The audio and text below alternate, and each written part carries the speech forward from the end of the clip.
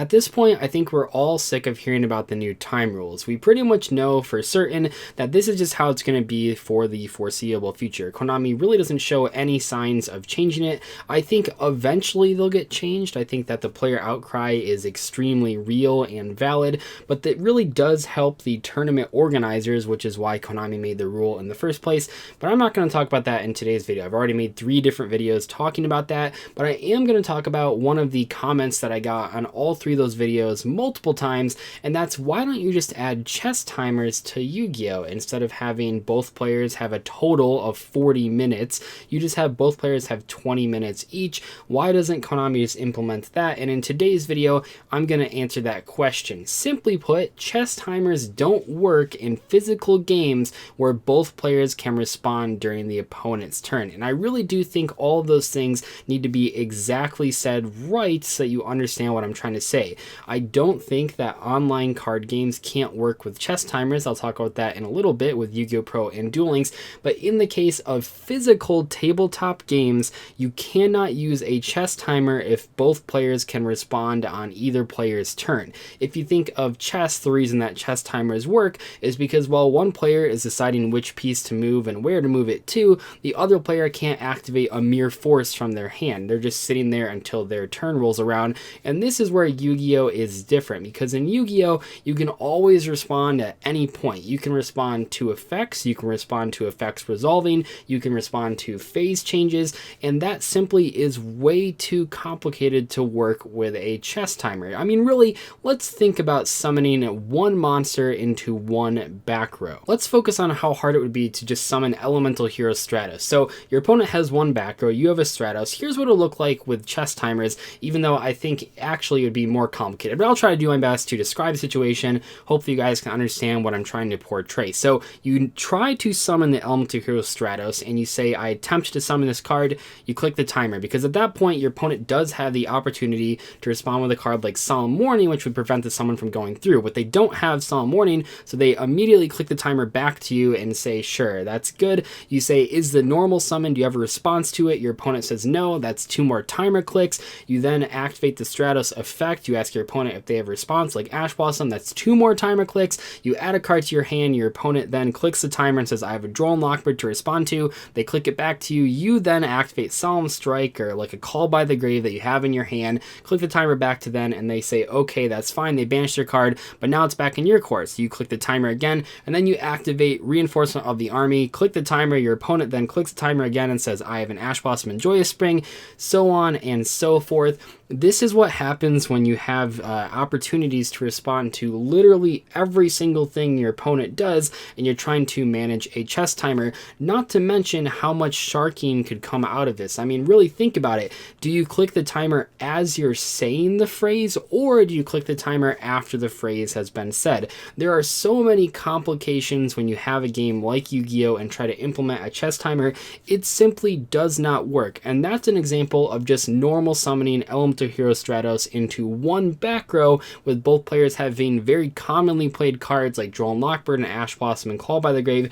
That's not that complicated of a situation. Now imagine a more complicated game state when both players have like 4 different effects that they can possibly activate. It gets really complicated really fast, and you simply cannot add a chess timer to those situations. But I know that some of you are going to say, but Doug, Yu-Gi-Oh! Pro and Duel Links and even other online card games like Hearthstone have chess timers and they work just fine. Well, in the case of Yu-Gi-Oh! Pro, keep in mind that there's another really complicated aspect that I think a lot of people don't realize unless you play a lot of Yu-Gi-Oh! Pro. Have you noticed that every time you play a card in Yu-Gi-Oh! Pro, you actually get time back? Have you noticed that?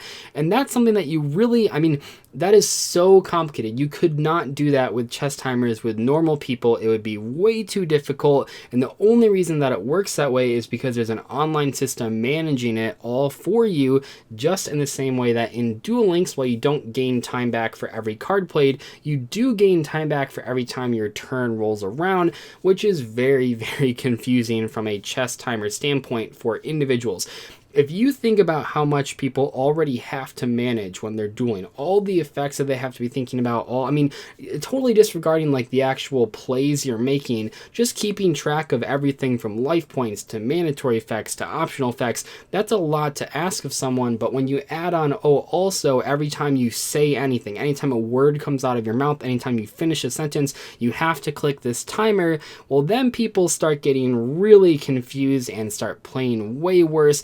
And it's just not a good idea. I also think it's worth mentioning, because someone on Twitter brought this up, that I should say that you don't really have the system working any other way than asking after each response. Even though I think that is inherently broken, you can't change it to something like, at the end of each turn, you pass the timer over to your opponent. And you can't do that for the same reason that I just described. It doesn't work with responses. Imagine if the timer only goes down on your turn, that each time you play a card, your opponent, just for 5 seconds, says, I'm thinking, okay, no, you're good. The reason that would kill you is that those seconds add up and they count against you. You are completely out of control over how fast your opponent says they have a response or don't have a response. Therefore, you can't punish someone for their opponent talking slowly or acting slowly. That is just ridiculous. And I feel like anyone suggesting that, I mean, to be completely honest, hasn't played at a competitive tournament in a long time. Because if you give the opponents the opportunity to slow play and get rewarded for it, of course they're going to do that. So you can't have it pass over at the end of each term. Obviously, Yu-Gi-Oh! Pro and Duel Links, even though they were not made by the same person, have realized that is a broken system. So when your opponent activates a response or is thinking, it takes away from their clock. Now, I'm not saying that that's easier or harder to do, but you can't have an end phase or a once per turn timer. That does not work at all in Yu-Gi-Oh!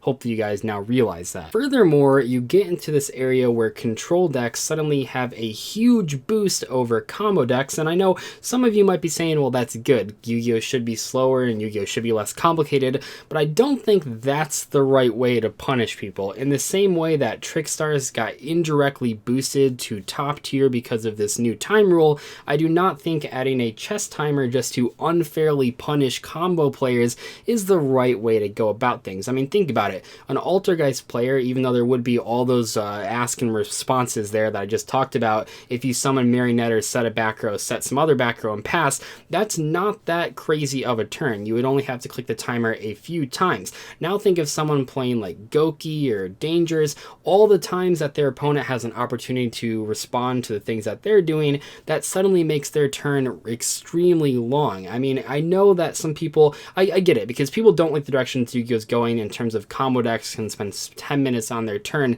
but I don't think that this is the way to actually go about punishing them. I think it'd be better just to ban the cards like Firewall Dragon that are making those things happen, not necessarily make it so if you play a combo deck, you will go into time every single time. I mean, how do we go about that? Once you spend your 20 minutes or what, you just end your turn and you lose the game? How does it work? Does it actually benefit every deck, or does it indirectly benefit only control decks and make them just infinitely better than every combo deck? Because a combo player is sort of at this point where they're trying to play super ridiculously fast, while the sort of control player is just taking their time, summoning one monster, setting a back row, and then just passing to their opponent. It seems like it unfairly punishes a particular type of player for really no reason. But let's say you disagree with everything that I've just said. Maybe you don't think that anything I've said actually matters. Hear me out for this last point, which I think most people have omitted from their discussions. Where do these timers come from? Because you can't expect every single person to bring a cell phone with them. And I know what some of you are going to say. You're going to say, but Doug, everyone has a cell phone. And while that is mostly true, you can't require a cell phone for someone to register for a tournament. That's not how it works. You can't even require half the people to have cell phones, because I guess only one person per match would have to have a cell phone. Therefore, Konami would have to give out timers to tournament organizers organizers, and that's a lot of timers. That's a lot of people potentially stealing timers. That is literally hundreds of thousands of timers that Konami has to put into circulation that are constantly getting broken or running out of batteries or getting stolen. All these sorts of things that Konami is basically throwing into a money pit to make the game needlessly complicated. Yeah, I don't think that's happening ever. Konami seems to penny pinch on a lot of things in terms of prize support and stuff like that.